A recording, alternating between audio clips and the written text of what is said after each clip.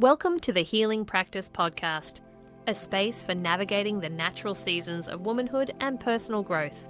Hosted by Claire Cleaver, author, counsellor, and practitioner, this podcast explores the key stages of womanhood, from the first bloom of puberty, through fertility and birth, to the powerful transition of perimenopause and menopause. Drawing on years of experience supporting women and families, Claire shares practical insights and reflective tools designed to restore balance, release what's been held, and support emotional and physical well-being. This podcast is about listening, understanding, and walking your path with greater clarity and compassion. Wherever you are on your journey, you're welcome here. Hello and welcome to the Healing Practice. Our theme for this month is wintering, all about deep rest, boundaries, and nervous system recalibration. And our focus today is talking directly to parents of teenagers about the teenage years, which can be quite up and down, and the teenage emotional winter as part of this particular theme. And so it's easy to worry as a parent when your teen becomes extra moody, withdrawn, and not their usual self. And often this is a normal, healthy response to the age that they're at, and also in response to the season. So autumn, winter is very much a season of withdrawal. So that's very much a natural process that's going on. And nonetheless, the goal of this podcast today is to provide understanding, a little bit of insight, and some effective strategies for you to use when appropriate. So the first thing to start with is to actually identify what is adolescence. Adolescence is, interesting enough, a really long phase of development from 10 to 19 years. That's a long stretch. Often we think the preteens, which is also called pre-adolescence, and we think of the teens, which is like when your teenager gets to around 13 or 17, but it's much longer than that. And so that is really useful as a starting point so that you know, my goodness, it goes for that length of time. What is helpful for me to understand about the aspects of those different phases so that you're able to assist, interpret, to support, to understand what's going on. And then that will help guide you as to how you can be in the conversation with your teen more effectively. So to give you some guidelines, again, the definition is 10 to 19 years. Early or preteen, also called early adolescence, is 10 to 13. And sometimes people even say 9, but we're just going to stick to 10 to 13. So that's the period when your teen is starting to move into puberty. There is an awful lot going on in puberty, and that is considered the most intense phase of all because of the rapid physical development that is going on in your teen. So we've got emotional and cognitive changes happening. We've got the social environment. We've got the family environment. And all of this is all happening around the same time. So it's a lot to navigate. Mid-adolescence is defined as the 14 to 17 years. And this is the hardest developmental phase of all. Puberty has arrived, it's been completed, but that's the next phase of your teen differentiating themselves. And that simply means, how do they fit in to their group? How do they fit in with their family, their changing understanding of who they are, what they want to be, how does it look? All of those aspects to do with identity. So if that gives you a flavour of what's going on for your teen, that's a really good beginning. Because in days gone past, certainly when I was growing up, maybe when you were growing up, we just didn't have this information. We just talked about the terrible teens, and we were thinking more of the moody teens that just weren't that same nice, cuddly child that used to come to you for help or for assistance. And that withdrawal was often taken personally. And of course, that's all perfectly normal. But now, with better education, it gives us better understanding. And even the teenager themselves don't know what's going on. So your understanding is so much more important to deliver it in small pieces. Not like, oh, I know this is happening for you. Not like that, but just to create a foundation of loving support, being available, even though they may not be, but that you are there and that you are that safe container of unconditional love. All right, so let's look at what might be helpful. So often the signs that you recognize when your teen withdraws from you are like increased solitude. They're not as bubbly as they usually are, so less energy, and they sleep more. Irritability, most definitely top of the list, snappiness. Loss of spark. It's like, oh, where did they go? Where did my beautiful child go? So there is this sense of loss and grief and wondering if this is going to persist forever. Well, not forever, but persist for longer than you feel, comfortable with. So there's a sense of grief that pops in there. And then they constantly seem to be processing what you're saying to them as if it's not quite good enough. So there is this judgment that you can almost readily see on your child's face, and the turning away when they've had enough of listening to you now.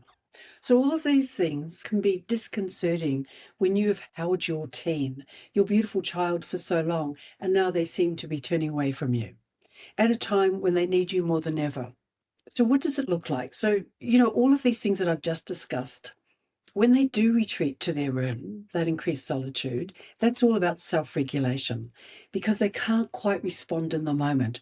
The emotional understanding or the thinking that they've got going on is almost too big. They don't know how to say it or what to say. And so the idea of retreating to their room is ideal for them. They are not turning away from you. They are simply seeking a place of refuge and safety. As a human organism, no matter how old we are, when we feel out of our depth or we're a little bit unsure of what the challenge is in front of us, the first response is to seek safety. And that's exactly what your teen is doing, seeking safety in their room, knowing that you're out there if they need you. So that's a good thing. Being less energetic, it's wanting to sleep more. It's not because, if I stay in my bed longer, that means I don't have to assist in the family chores or getting out of doing stuff. It's not that at all. It's not laziness. And it's very easy for us to go, they've just become so lazy. But really, it's not that. Because there is so much growth and development going on in your teen, a little bit like when you were pregnant, when you were having them. There's a lot going on growing a baby. And your teen is doing the same. They are growing themselves. And that needs more rest. So no surprise there. And again, understanding that makes a huge difference. So they are conserving energy for that massive internal, developmental, emotional work. And the difficulty getting out of bed is they just need more sleep. As much as you may not wish to say it, that's actually the truth. Okay, so irritability or snappiness. When there is a lot going on in your teen's mind in terms of processing, understanding where do they fit in, it's very easy to be overwhelmed. And so the current expression that we use is low capacity, like a battery that's starting to just degrade. So it's a little bit like that. But really, there's only so much that they can hold at one time and process. So it's really just being overwhelmed. So aim to not ask them too much or to ask little requests, and certainly not to repeat that, because that would be seen as nagging, and that's when your teen can become irritable and certainly snap. That loss of spark, temporarily dropping hobbies that they used to love before, that is often a concern for parents. It's like, but they used to love that sport or whatever it was, or playing a particular musical instrument. And that sense of withdrawal can often make a parent interpret that as, perhaps they're depressed and wonder what's going on, or perhaps they're using something or meeting somebody and start to over interpret, make a story about what's going on for them. So again, the emotional battery, if you like, is just being run down a little bit because there's so much going on, so much top-heavy cognitions, information filtering down that by the time it gets to the body really needs to recharge. And that's what all of that is about. Internal processing, understanding what you're saying, developing a new language. Where do I fit? How do I explain this? How do I say this in a way it might not hurt somebody? And do I get to say yes? All of this going on in a teen's mind, in her body, in her interrelational skills. So I hope that just gives you a broad outline of the types of behaviours that your team may go through. And what they need more than anything is, of course, your support, your loving support, because it's very tempting to want to fix stuff. And we've been doing that for so long, it's second nature. How do I fix my teen who's not getting up in the morning? Or how do I fix my teen when she doesn't talk to me nicely anymore? All of these things. Or she doesn't want to come out with us anymore. And she used to love that. What's wrong with her? What's wrong with me? So that internal inquiry can become directive in a way that somehow you're doing something wrong and they're doing something wrong. But really, it's not wrong. It's just the natural evolutionary phase of your teen growing. Okay, so let's have a look what you can do. Reframing questions is always a good one. Not what's wrong with you. That is guaranteed to create an inflammatory response. And before you know it, the two of you are at each other. Oops. How do you cycle that back? Take a deep breath and then start with the I statements. I love I statements. I statements are always statements that you completely own. They're tricky to remember because sometimes we go into accusative, you seem, which is accusative, whereas I notice you seem. So it's just simply reframing. I notice you seem a little quieter. Is there anything going on that I can help you with? A much better opening sentence. Try that. I notice. I'm wondering. Those sorts of things. And that means you have to take a breath before launching into your question. Just take a breath, reframe it. Okay, so how do I want to say that? Because you're coming back to, what is my intention here? Is my intention to wonder what's going on with my teen from a genuine space of, I care about them? Or is it more like I want to shame my teen because they're just not participating as I would like them to, or they're just being annoying to everybody else? So you have to notice what your intention is about that question that you're dying to ask. So check your intention. If it's likely to be negative, then it's generally a good idea not to ask a question that has a negative intention coming through. So check that and go back to, I notice you seem a little quieter. Is there anything I can do? Come back to something that's neutral. And you are going to have a much better response to that. And if you don't get a response, oh, okay, perhaps we'll chat another time or check in with you later or something like that. Try to not take it personally. I know, easier said than done. Try not to take it personally. And respecting the space, the closed door, absolutely, stay available, and model what resting and winterizing, funny word, but it makes sense. Model what resting looks like. Model what taking time off looks like. So your teen doesn't have to be in a frenzy of doing and thinking, oh, mum's doing stuff. Oh, I should be participating.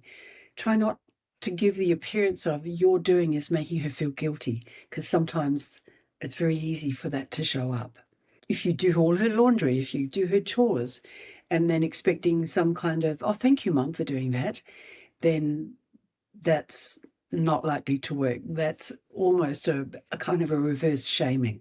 And she is not going to be grateful to you for that intervention that she sees as guilting her out. Okay, you connect through what we call low demand, just little things like eating breakfast together, maybe not even talking in the car if you're driving her to school or driving her to chores, just keeping still, not having this expectation of, okay, now we're together, now we're going to talk. Just keep it all kind of low energy. And you'll find that she will open up to you when she's ready, when she feels safe. So to conclude, really about respecting their boundaries and noticing how they answer to the question of what would you like. And this is something I was reminded the other day, that boys, for instance, when you ask them, what they want to eat. We're just going to keep it within the eating. What do you want to eat? That boys will be very clear about what they want to eat. And if you ask a girl at the age of, say, 9 or 10 what they want to eat, they'll also be clear. Yet as they grow a little bit older, around 11 or 12, if you ask that same teenager, the boy, what do you want to eat? He will also be very clear, this is what I want to eat. If you ask a teenage girl what she wants to eat, she might look around the room and say, well, what are you eating? So this is an interesting phenomena that's apparent among girls and boys, that boys expect to reply with exactly what they want to eat, but that there is a kind of social conditioning that goes on with girls, and girls will want to fit in. And so that conditioning shows up in teens. Oh, I don't mind, whatever you want to eat. They are not actually checking in with themselves what they specifically want to eat. So it's like their sense of autonomy is going to be decided by the general space where they are with their friends, and they will choose to not advocate for themselves. That's something to check out as your daughter grows older. So play with that and encourage them to voice clearly what their wants are, and to not let them off the hook about that, particularly your teenage girl. You want her to be clear and firm, and what you are doing is you're encouraging her to have a boundary about what she wants and doesn't. And the way to do that is to model how you do it. Because again, she is learning from you, she's watching you. Oh, this is how mum does it. This is how I might do it, I might not do it, but this is certainly how mum does it. So start with that and see how you go. So I hope that's been helpful for you to understand a little bit about the teenage temperament, those years of huge development, and how you can assist her or him in that phase of evolution so that you have this beautiful young adult at the end of it and all the way through it. Thank you for listening. You've been listening to the Healing Practice podcast with Claire Cleaver. If today's episode resonated, you're invited to continue the journey with Claire beyond the podcast. You'll find books, guided resources, workshops, and opportunities to work with Claire one-to-one at thehealingpractice.com.au. Whether you're seeking support, understanding, or a deeper connection to the season of life you're in, there's space there to explore at your own pace. Until next time, trust your body's wisdom, honour where you are, and move gently through the season you're living.